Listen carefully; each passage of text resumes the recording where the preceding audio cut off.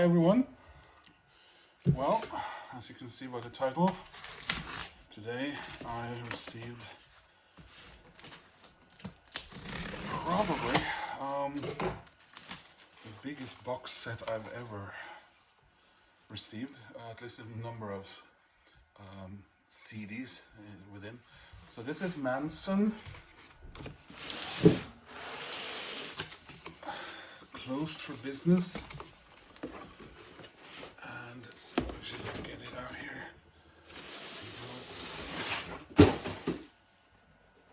Check out this bad boy. Wow, it's really big. We got the title, and we have a. No, actually, I thought there would be a presentation sheet on the back here. Mansun, of course. I've always loved this band, and always, that means from 1997 when they first appeared on the scene, as far as my knowledge of them, with their first studio album, Attack of the Grey Lantern. I was living in Denmark at the time. I'd moved there from my native Norway, and I was at Folkehøjskole Film College in Ebeltoft in Denmark. And I've had a period over a couple of last years before that. My family, my dad, unfortunately got sick and died, and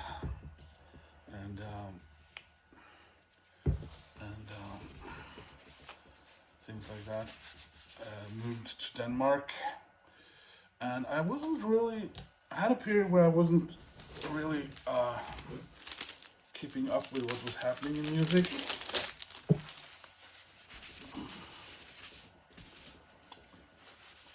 Because when I moved to Denmark, I lost I had MTV, and then I was reading a lot of music magazines up until that point. But I was living in the north of Denmark. I didn't have MTV. Never been much of a radio listener, and this was just sort of a couple of a year or two before I really started looking into the internet.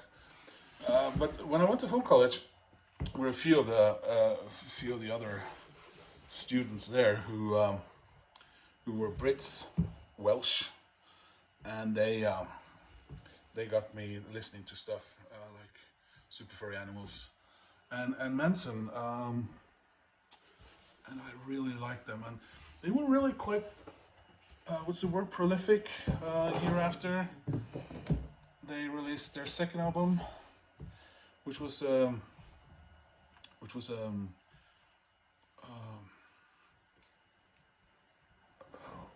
a prog rock almost kind of album, and I got a little bit confused by the second album, I remember, but the third album came 2 years after, and I thought, oh wow, everything is normal and great again, and then didn't hear anything. Silence. So several years went by, and I found out that they had recorded a fourth album, but they don't exist anymore. So I've had this huge box on my wish list now since it came out. Was it 2019? It's been very expensive all the time, and I've been pushing it to the side, and kind of thought that this was going to be lost for me, and I was never going to get it. But it's been available, and the prices have gone a bit down. I'm in Denmark now, and the Danish kroner is so strong compared to against the pound and the euro that I think I got a pretty good deal on this through Amazon. So amazing huge book here. I'm going to learn so much about this band that I didn't know anything about. Asked me to name the members of the band. I may sometimes remember Paul Draper.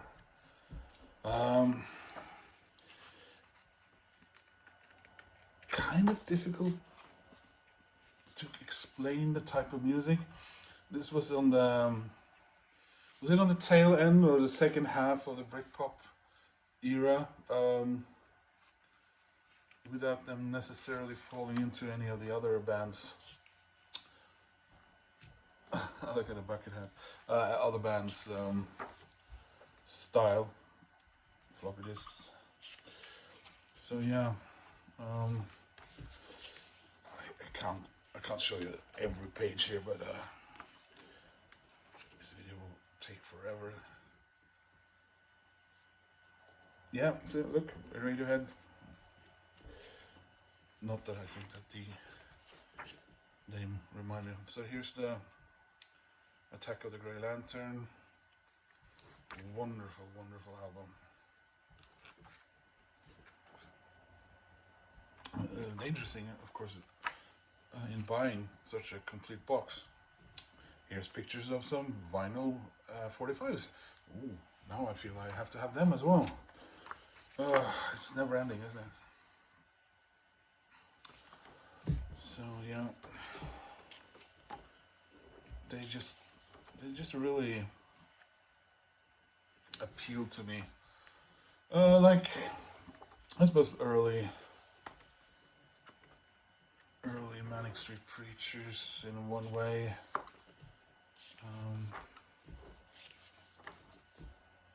But then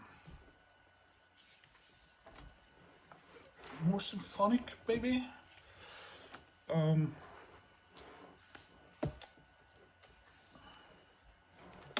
So here's the pages showing all the CDs and their content, as well as the one DVD. So there are 25 discs here.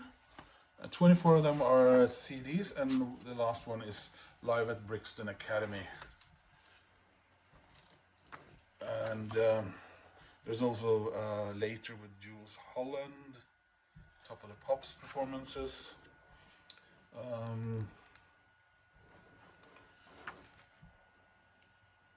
Here's the Reading Festival. Here's the one close to my home, Cork Festival in Kristiansand in Norway, July 1997. I was walking around Copenhagen at the time looking for renting a flat from the mother of a student I went to film college with, so that I could walk around Copenhagen looking for a flat to rent. So I ended up living in Copenhagen for a couple of years and working in cinemas and stuff like that, but ultimately I didn't stay in Copenhagen. But I remember going out to record store at the main pedestrian street in Copenhagen, Style, buying this at a now defunct record shop. They were all over Denmark. Studio Stereo. Now, of course, there are none left. And here's another funny thing. I knew this going in, that they're showing their equipment. It's really cool. Oh, look at that. I want that. Yeah, so that's the amazing book. Pop that over there. And here's a lyric sheet, and it's signed by Paul Draper. So that's cool. There are some postcards of the members at the time of their first album. I think the drummer had just joined them just as they started recording Attack of the Grey Lantern. And here's another. I mean, these, I just love that you can get them like they're showing the size of the vinyl records. Did these come out on vinyl back then? We're talking 97 till 2000, 97, 98 and 2000 for the 3 actual records. I mean, a lot of record companies stopped releasing vinyl records at this time. So I'll probably hashtag this vinyl community, but are we, or is there a CD community? Can you imagine the size of this if this was a vinyl collection? I get a hernia trying to move this around. Smelling the Roses, Take It Easy, Cult of Positivity. Right, so are these some sort of fanzine collection? There is a lot of reading material here, guys. Wow. Is it either fanzine or is it just collecting articles? It does look like fanzine stuff, doesn't it? Yeah, in the years before the internet really got hold, and you would order, join some fan club on the back of a record, and that would be basically the information you got about your band, unless you bought, you know, music magazines like those early pop magazine. I even when I was a teenager, I would even buy German Bravo magazine, even though I couldn't understand half of what was written there. But they always had these great posters and pictures, and I would clip out my favorite pictures of artists and put them in a scrapbook, which was long gone. So here are, okay, so these are the handwritten lyrics and playlists, I assume. I think there's even some. Okay, they're probably mixing settings. I guess, I don't know, something like that. Par Street Studios, 1998.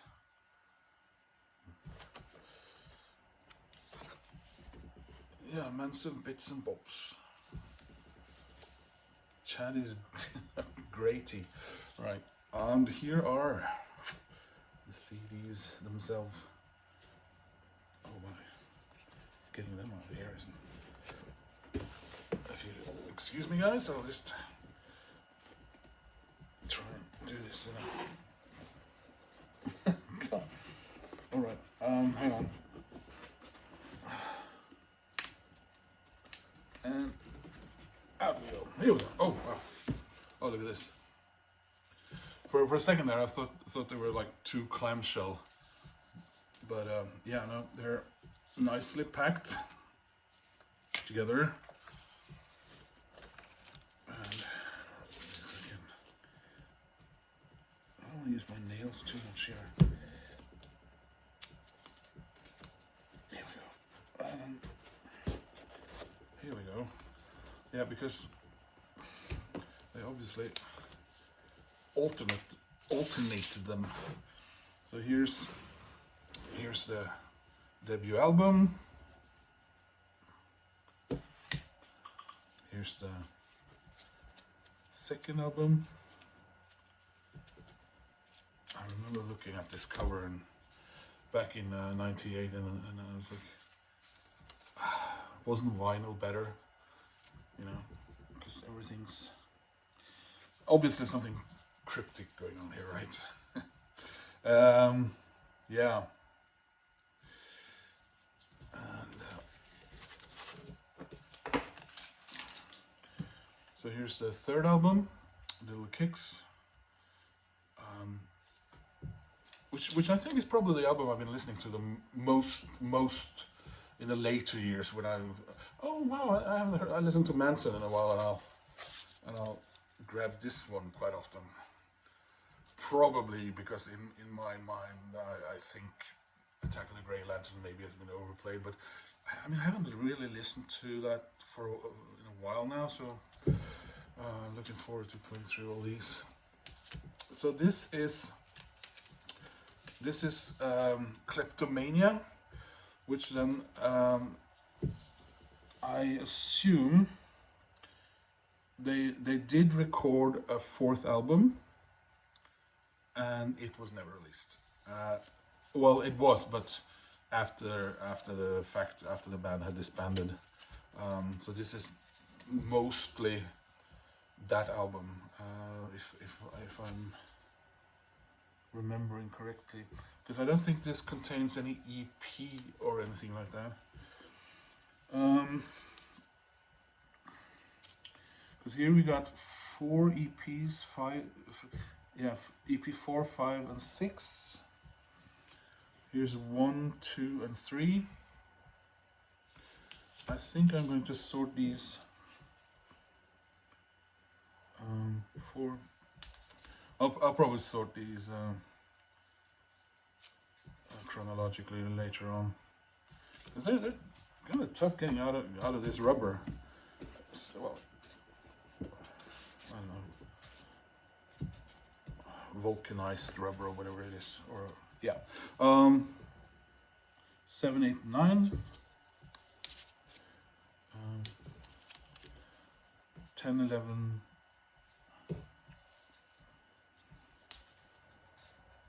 13, and 14.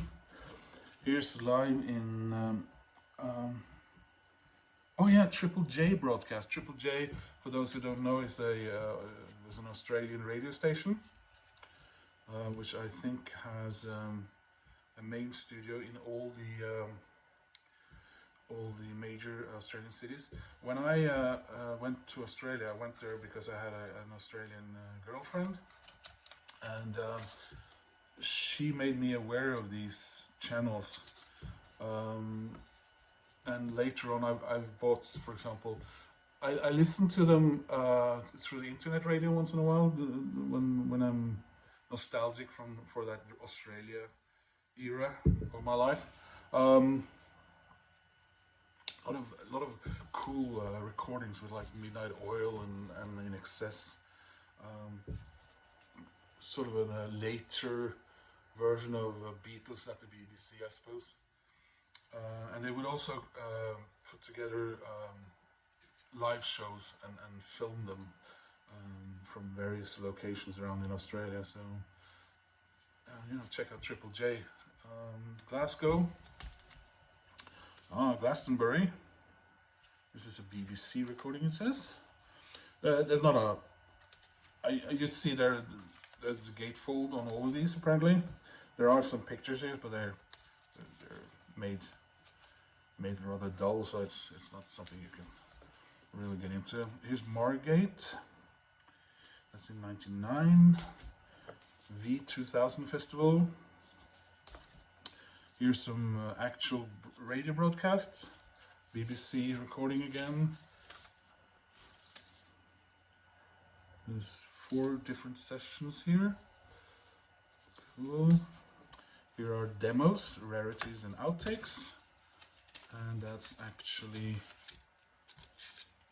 as you can see, 2 CDs in here. They are, yeah, like it says, it's demos. There's some acoustic stuff going on, and there are alternate mixes and so on. And the other group here is Manchester Court Festival, Kristiansand in Norway. Brixton Academy, yep. Reading Festival. Okay, Radio 1 live in Cardiff. Cymraeg. Boreda. And this is the companion, or the other one was the companion of demos, rarities, and outtakes.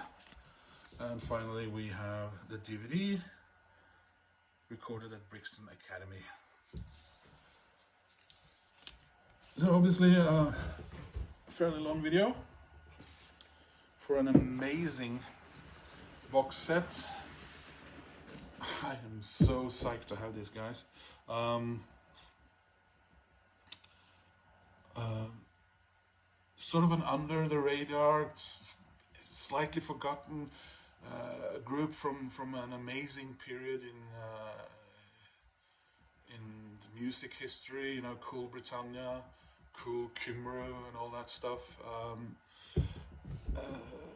A band that, in my opinion, never reached the heights it should have, but who still delivered 3 awesome albums, which I hold dear to this day, and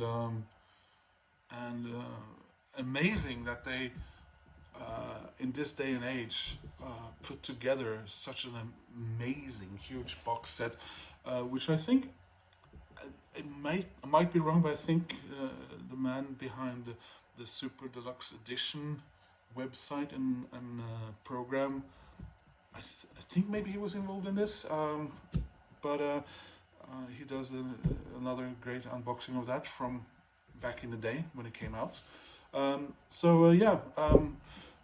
I'd like to say I hope this inspires you, but of course I'm not going to wish anyone to spend this much money on music, but for those who keep up with these things, we're already lost, aren't we? This is what it's all about. So anyway, everyone, thanks for watching. Please click like and subscribe and hang around, and I'll probably be unboxing some vinyl in not too long into the future. A couple of box sets that I'm looking forward to showing you. So take care, and thanks for watching. Bye.